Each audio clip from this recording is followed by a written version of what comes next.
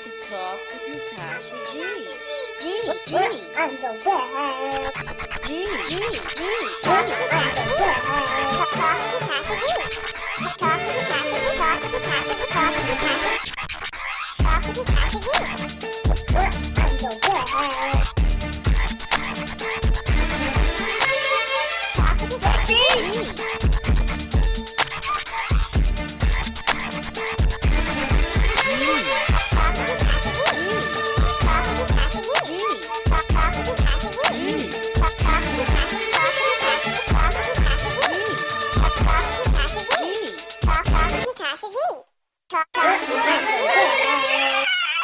G. Hello, and thank you for listening to the Talk with Natasha G show. I'm your host, Natasha G, and this evening we're going to discuss a topic that everyone can pretty much relate to. It's the loss of a loved one. Whatever the causative agent of death is, losing someone you love can be extremely traumatic. My guest this evening had the misfortune of losing someone she loved due to suicide. Believe it or not, 36,000 lives are lost to suicide each year in the United States, and over 1 million worldwide. What that means is, on average, one person commits suicide every 16 to 2 minutes. Think about it.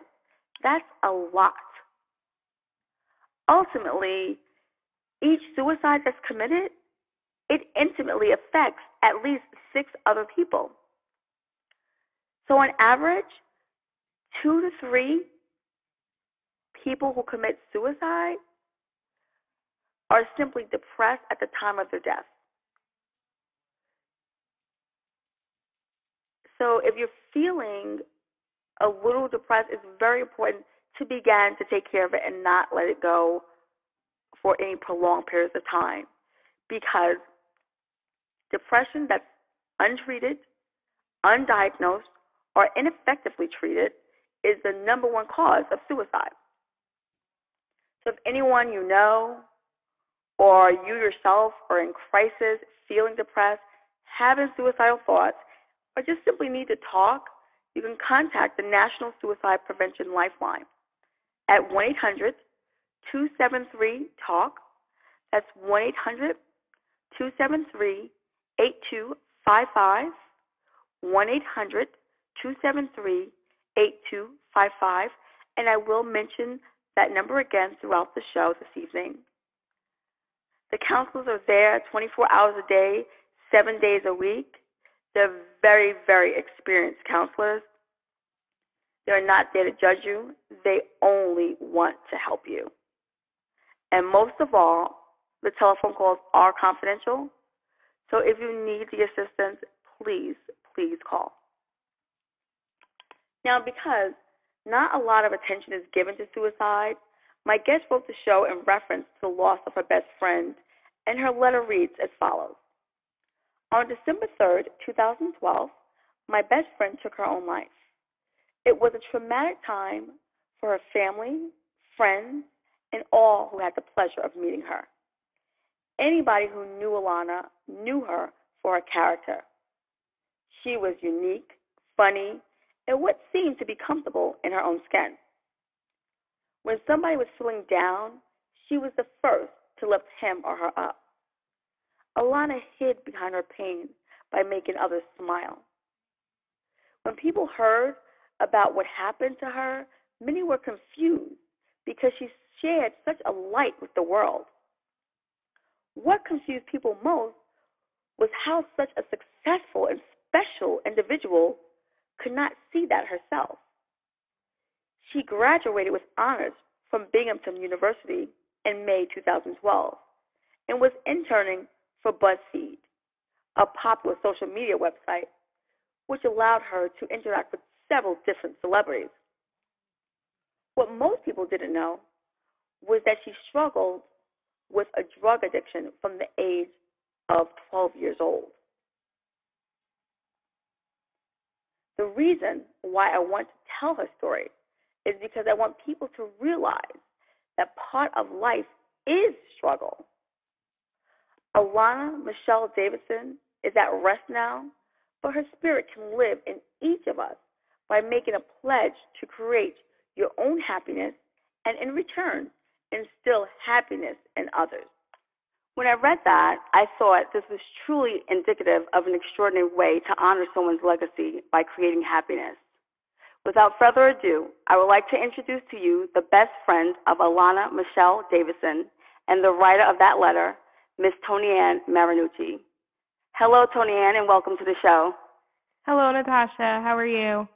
I'm great. Thanks for asking. Now, first and foremost, I wanted to commend you for using a horrific situation as a tool to encourage others and to inspire them. I think that's very commendable of you. Now, Alana, she was very intelligent and she excelled at everything that she did. So just to let people know that suicide, it can happen to anyone. Anyone could be feeling, worthless and feeling that they want to stop the pain by committing suicide. So share with me some other attributes of Alana just to give some people some insight in her life. Yeah, absolutely. I mean, Alana was a light to the world. She connected to every individual that she met. She never wanted someone to feel alone, and she included anybody that she could, and she had this ability to just understand people of all ages.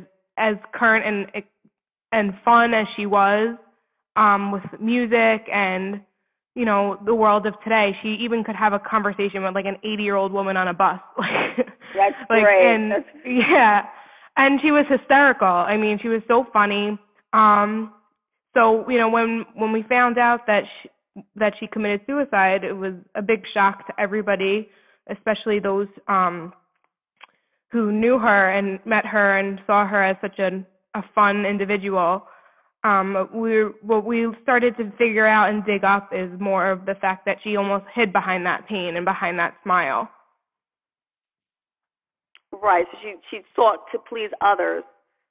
Yeah, it was her goal to make other people happy. Unfortunately though, she had the biggest family, the most love and friends and such support, and we all wanted the love for her. We wanted her to love herself as much as she loved everybody else. That's really great. And just so for our listeners, just if you are experiencing suicidal thoughts, or if you know someone, you think someone who's experiencing suicidal thoughts, I'm speech impaired, excuse me, just contact our crisis line. It's the National Suicide Prevention Lifeline, and that number is 1-800-273-TALK. Again, that's 1-800-273-8255. Once again, that's 1-800-273-8255. And also, so Tony Ann, we had a lot of grief counselors that we spoke with and physicians, and they said that, there are some common warning signs for suicide. And I just wanted to get an idea if maybe that is something that you witnessed with Alana. Yeah. One of the major things, they were saying, we conversed about earlier, is that, the motives for suicide, it varies, and there's no cookie cutter for what a person's, going to experience or what their actions will be in the event that they are entertaining the thought of suicide. But the major warning signs were physical signs like neglect of personal appearance, being a hypochondriac, constant complaints of illness and pain, and a sense of hopelessness and despair. So, I mean, Did you experience any of that with her, or?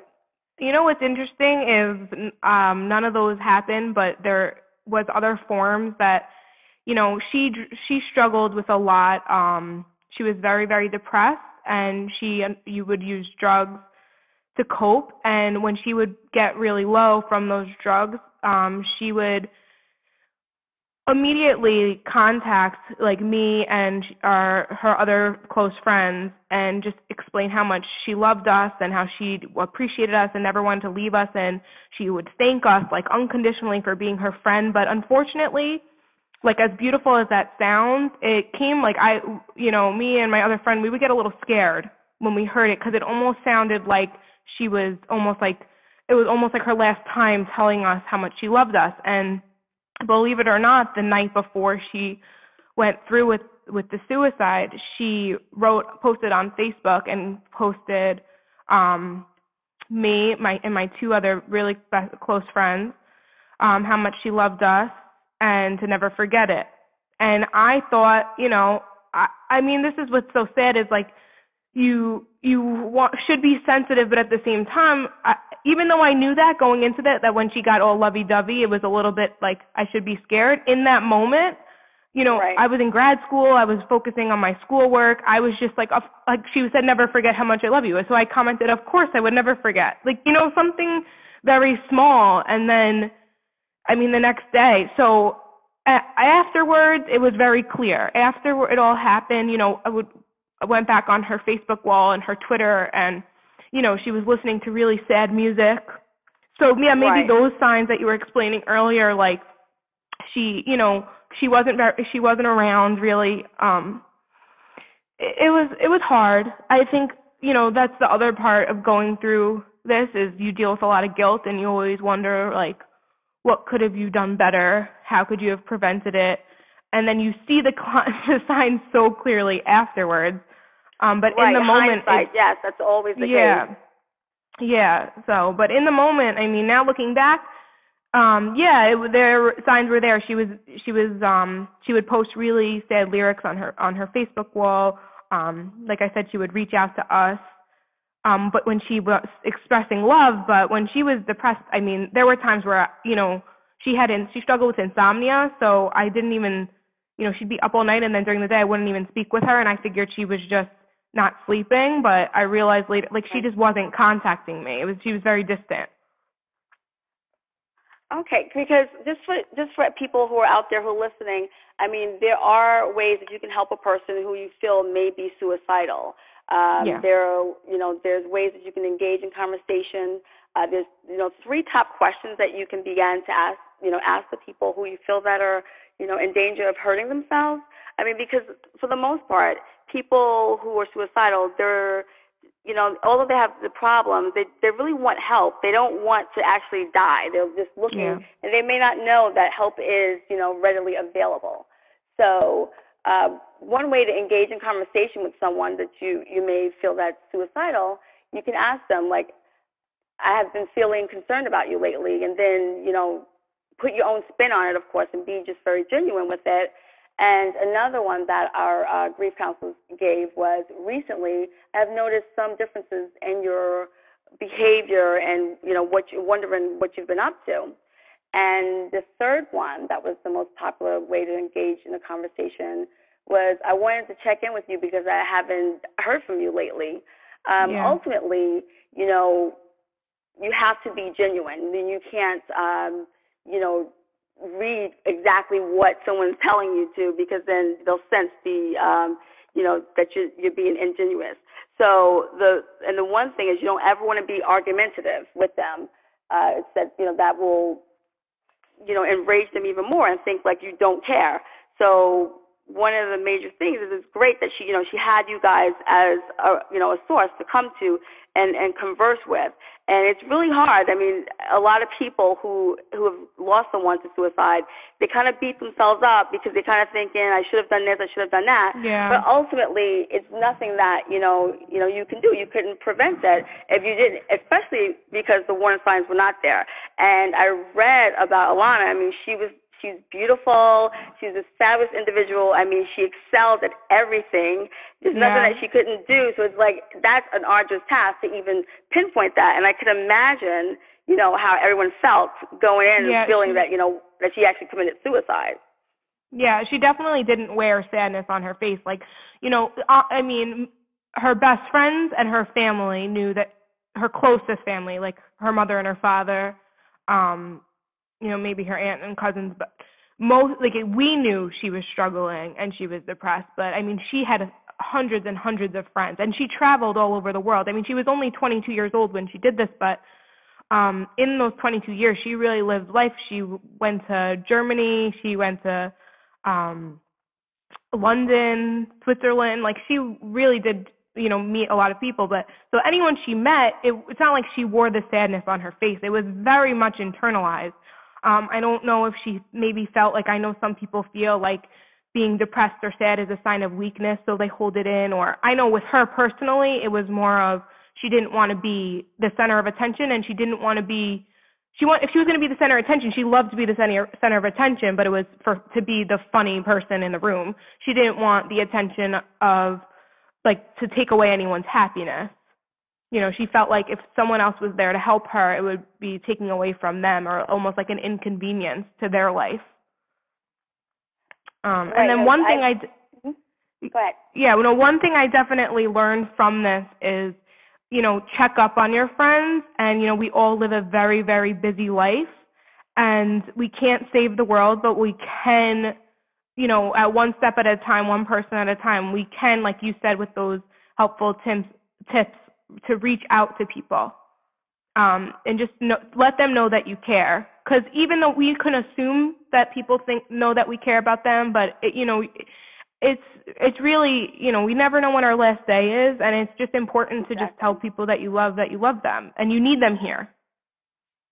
Exactly, and actually, that's a very interesting point that you said, because that's reaffirming their value and their self-worth, right, and how important they really are, and that's just simply quite often all that it takes, just reassuring like their self-esteem and esteeming someone and saying how great you are, I really appreciate you, and letting them know that they're so valuable to you. That's like something that's very important, because quite often people think that people who commit suicide or take their own life, that they're cowards, they're weak, or they're looking for attention, and that's not the case. No. It was a clear cry for help, which is really unfortunate that we can no longer help her. Exactly, and then another thing is 90% of the people who do take their own lives, they suffer from some type of mental illness that can actually have been treated. It doesn't even, it can be just simply depression that they're suffering from, or, or anxiety or something like that. So, I mean, it's important, if anyone's experiencing, any type of depression, anxiety, or insomnia, like that, those things, that you have to get help. There's tons of help out there. You can, there's so many resources for you. Don't feel that you're weak because you need to speak to a therapist. I mean, that only strengthens you. It helps you to, prioritize or what you need to do in order to take care of yourself and keep yourself healthy, Yeah, absolutely. So once again, I want to let everyone know, if you are in crisis, by all means, reach out to the National Suicide Prevention Lifeline. And that number is 1-800-273-8255. Again, that's 1-800-273-8255. And, Tony, and one thing that I really, really thought was admirable was your goal for creating, this outlet for individuals. I read, what your mission was, and it was, your goal was to give people a reason to keep fighting and searching for belief in themselves, and that you wanted to recognize their past is there to teach them, their present circumstances are there to push them, and the future is there to hope for something better, and to let everyone know that they have a purpose in this life, and it's important enough for them to remain on earth, and their purpose is worthy with sharing with everyone. So just, shed some light on that. I think that was just great. When I read it, I was thoroughly impressed. Yeah, that is something that I truly mean from like the bottom of my soul, that I really believe that every person on this earth has a purpose, and they are important, and they're here for a reason. And, that feeling of worthlessness is what gets people in that mindset of feeling very depressed. And temporarily, I feel like we all go through those highs and lows, and that's part of life. But part of life is reaching out and recognizing that it's just temporary. You actually said something to me once that really stuck with me, that, suicide is a permanent solution for a temporary situation. And that's something that I think about every day, because part of life is, there will be times where, and it might not just be a day, it might be a month, it might be a year, that you really just feel like there's no way out and you're stuck. And I created a Facebook page in honor of Alana. It's called In Honor of Alana Michele Davidson.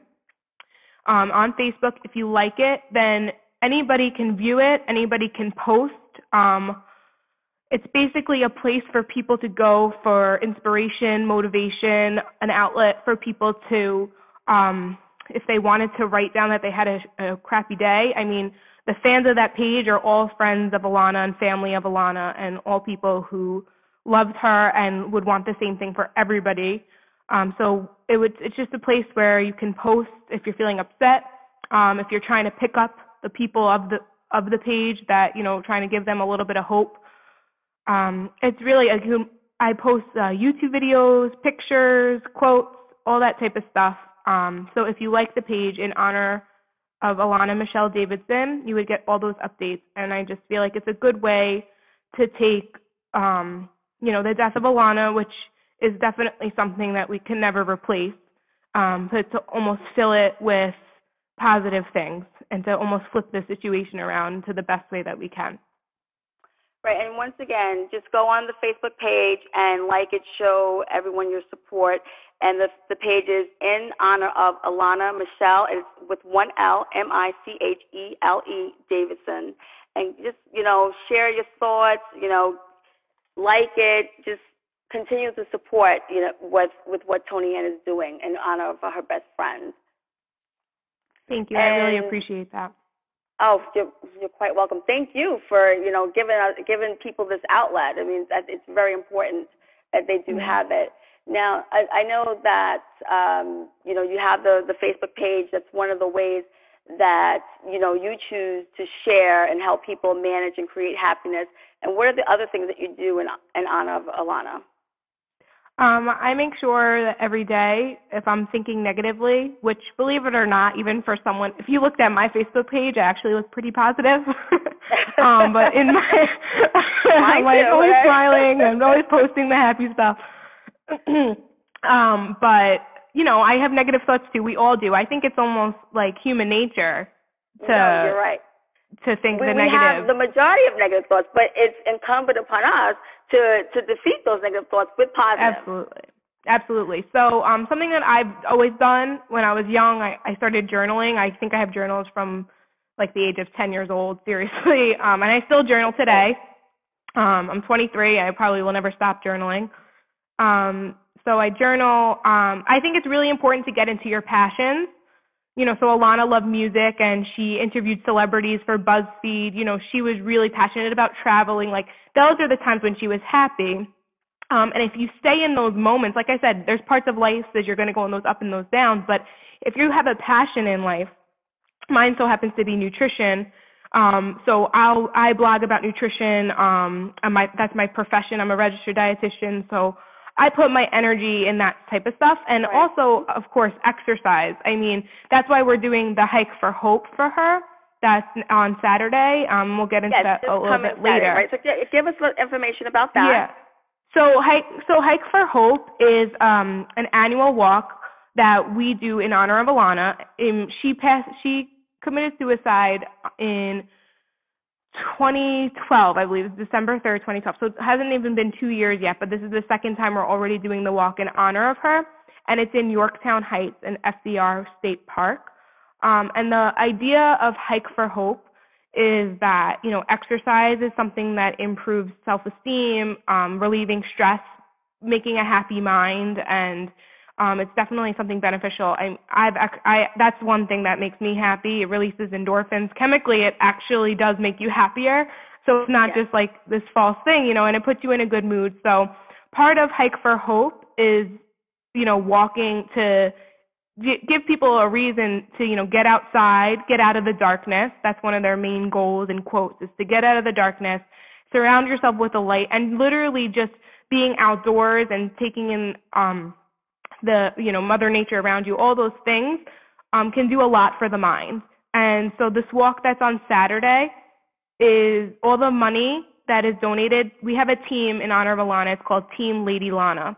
and all the money that's donated to her or whoever other person that is in part of the team, or if you want to join the team and you donate money, that money goes straight to the American Foundation for Suicide Prevention. Okay, now can anybody join, or is there a registration process to let everyone know how, if they wanted to help out? And it sounds like a great event, so please let them know if they needed to register or if it's open to everyone. Well, yeah, so it's open to anybody to donate at any time if you want to donate to the American Foundation for Suicide Prevention. And you can go to join a team, and you go to Team Lady Lana, and you can donate to her, or you can just donate directly to the fund.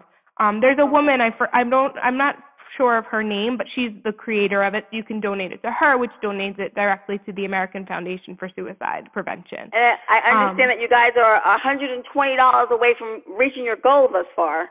Yeah, that's it. I mean, the first year that we did it, we aimed really low, and okay. We didn't know. I think last year, I think the goal was like $500 or something, and we raised like almost $2,000, something very crazy. We were not expecting it. It's unfortunately, believe it or not, since suicide's not really talked about that much.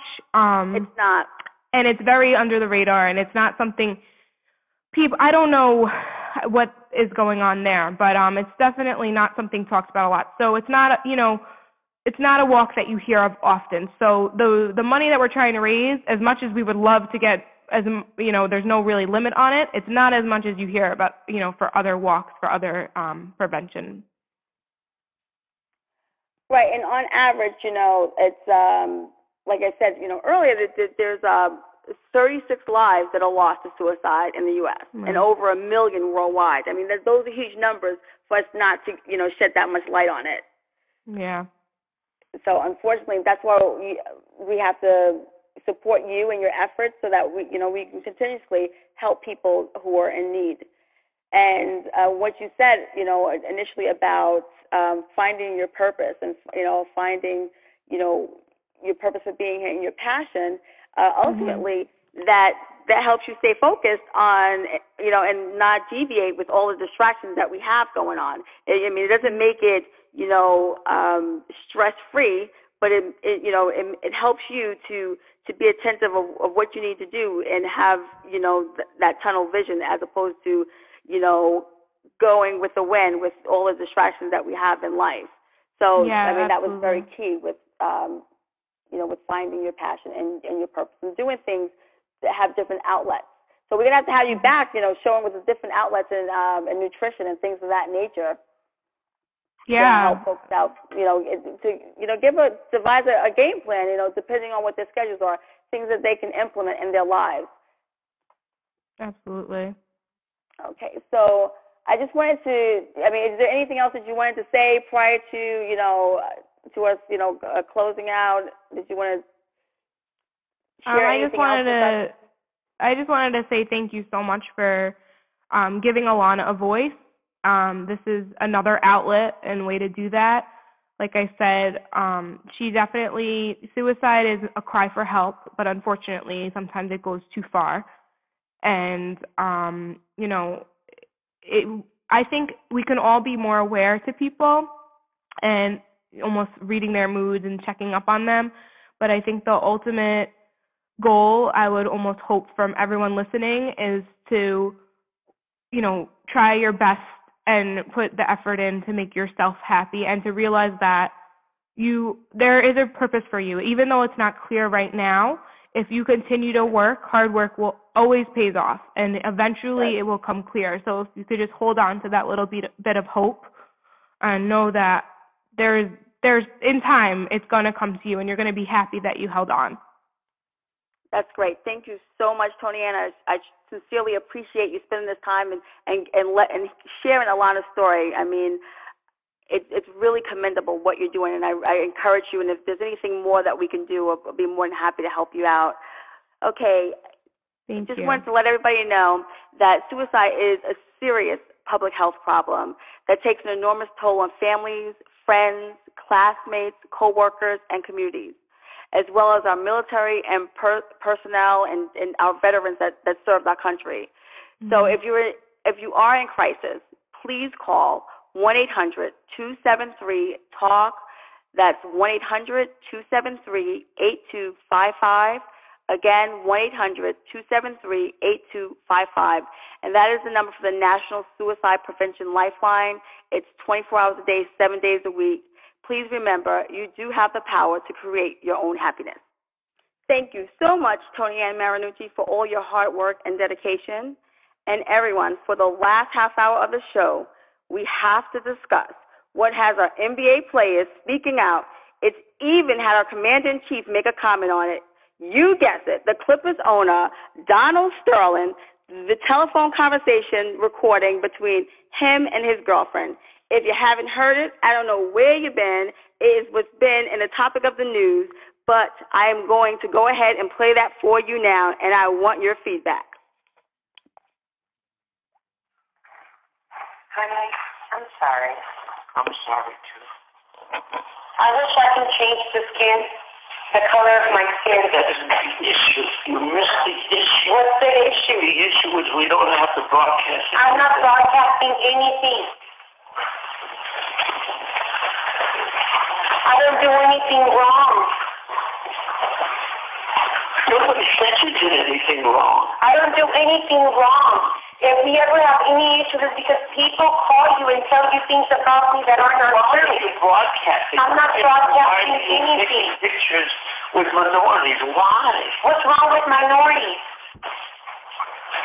What's wrong with black people? Nothing. What's wrong with these It's like families? talking to an enemy.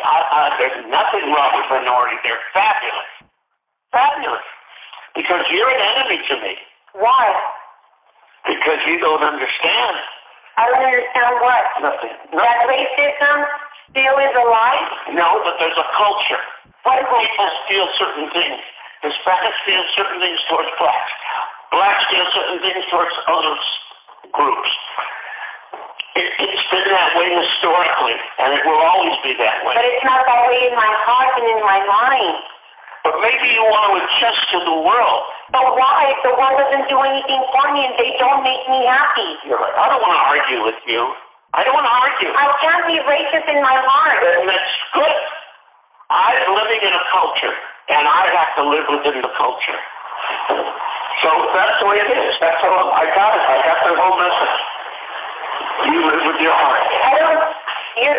You can't be flexible. You can't... I am flexible. I understand that that's the way you were raised and that's your culture, and I'm respectful. Well, why do you have to disrespect them? Those are... Who am I disrespecting? The world before you.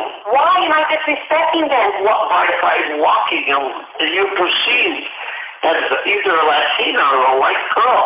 Why should you be walking publicly with black people? Why? Is there a benefit to you? Is it a benefit to me? Does it matter if they're white or blue or yellow? I guess that you don't know that. Maybe you're stupid. Maybe you don't know what people think of you. It does matter, yeah. It matters. Do you know that I'm mixed? No, I don't know it. You know that I'm mixed. You told me you were going to remove those. You said, yes, I understand you. I mean, you change from day to day. Wow. So painful. Wow. People call you and tell you that I have black people on my Instagram, and it bothers you. Yeah, it bothers me a lot that you want to broadcast that you're associating with black people. You have to. You associate with black people. I'm not you and you're not me. You're supposed to be a delicate white or a delicate Latina girl. I'm a mixed girl. Okay. Well, And you're in love with me. And I'm black and Mexican, whether you like it or not, whether the world accepts it or not. And you're asking me to remove something that's part of me and in my bloodstream because the world thinks different of me and you're afraid of what they're going to think because of your upbringing. You want me to have hate towards black people? I don't want you to have hate. That's what people do. They turn things around. I want you to love them privately. In your whole life, every day you could be with them. Every single day of your life. But then Not in public? But why publicize it on the Instagram and why bring it to my games? Why bring the black people to the game?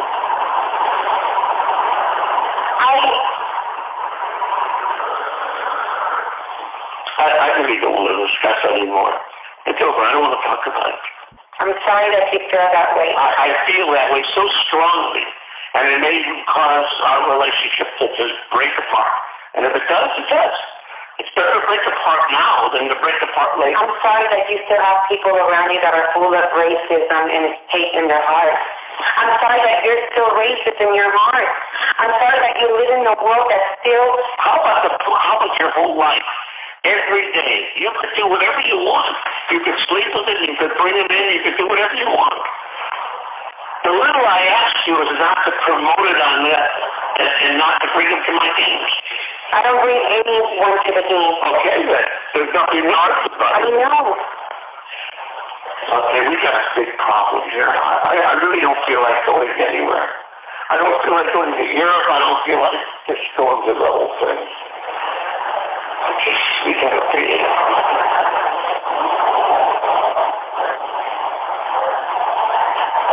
You didn't like someone that I was with. I would just stop seeing that person and... I'm sorry, I don't have any more friends. What would you like me to do? Remove the skin color out of my skin? Is that a real issue, or are you making something up? I just don't understand what the issue is. There's nothing wrong with you or your skin color. Why are you saying these things?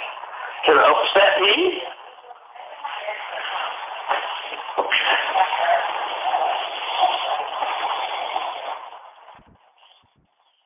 Sweetie, I'm sorry. I'm so sorry, too. We made a giant mistake, both of us. Everything you say to me is so painful.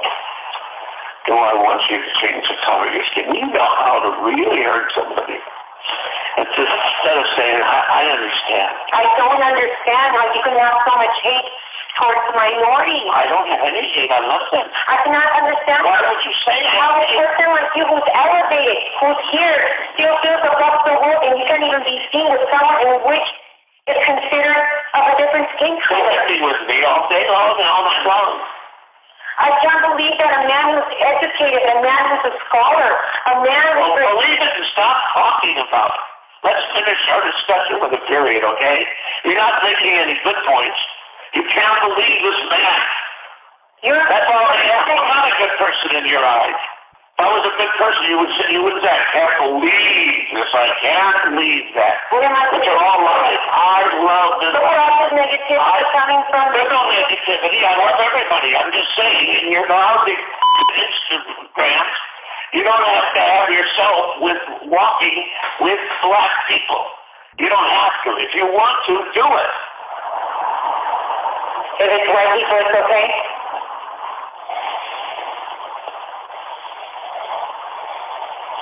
If it was Larry Bird, would it have made a difference? You're just a big fighter. I could see who would want to live with a woman like you. Who would want to live with a woman? All you ever wanted to do was fight. You're a born fighter.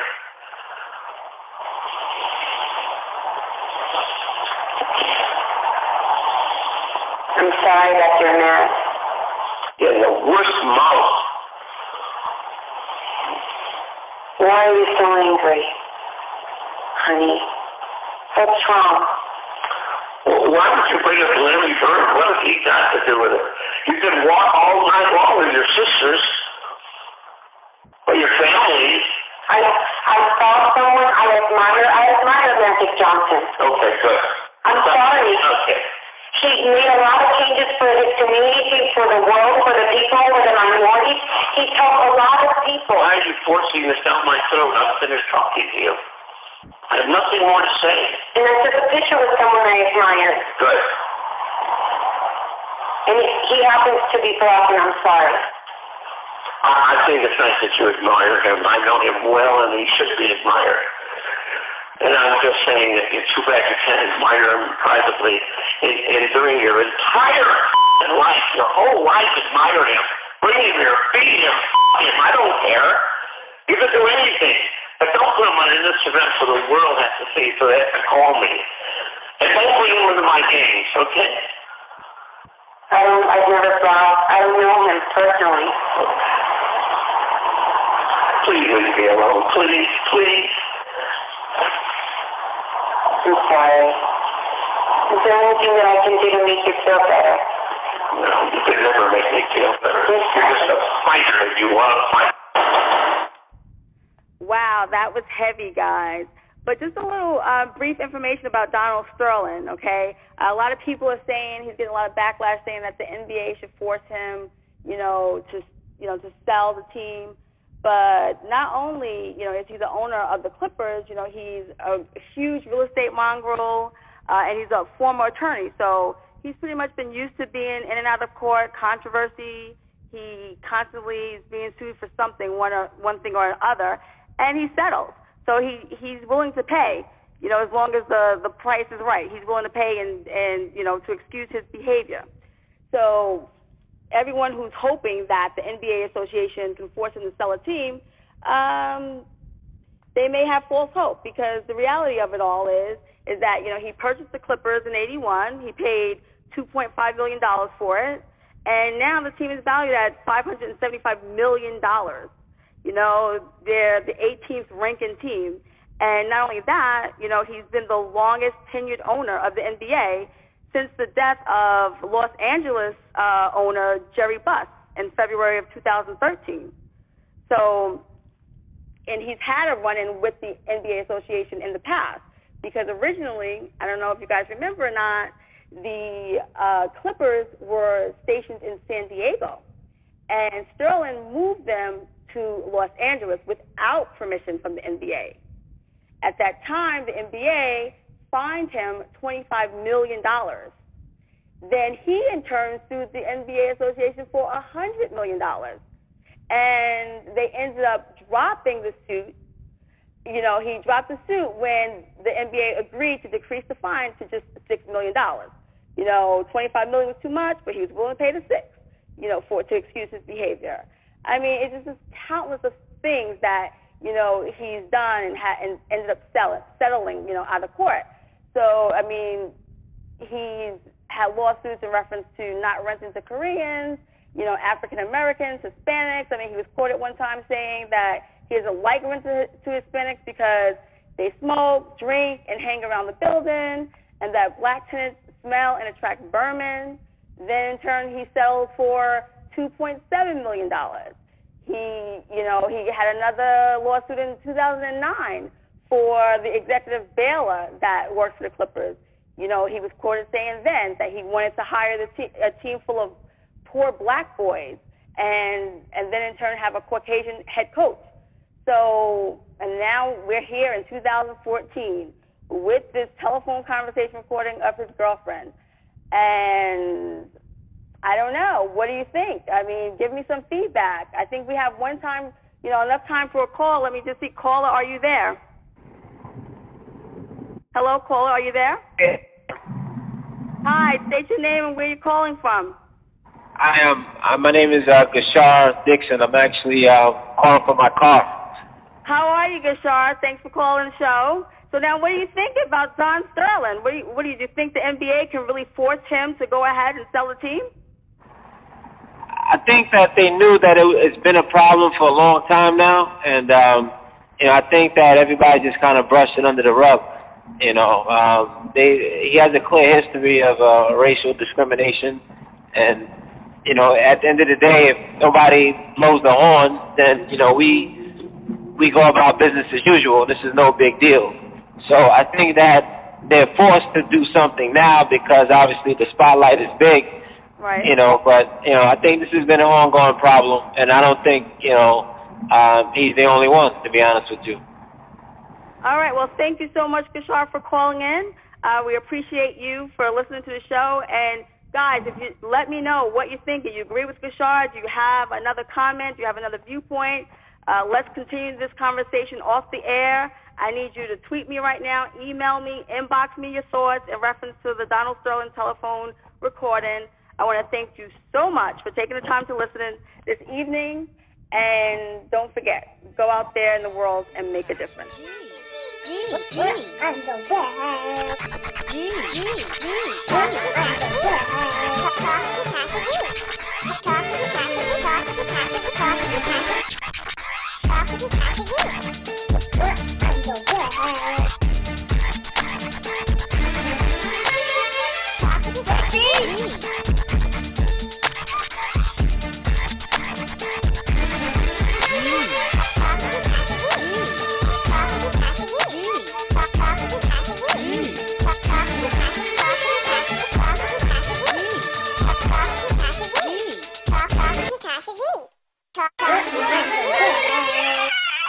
G.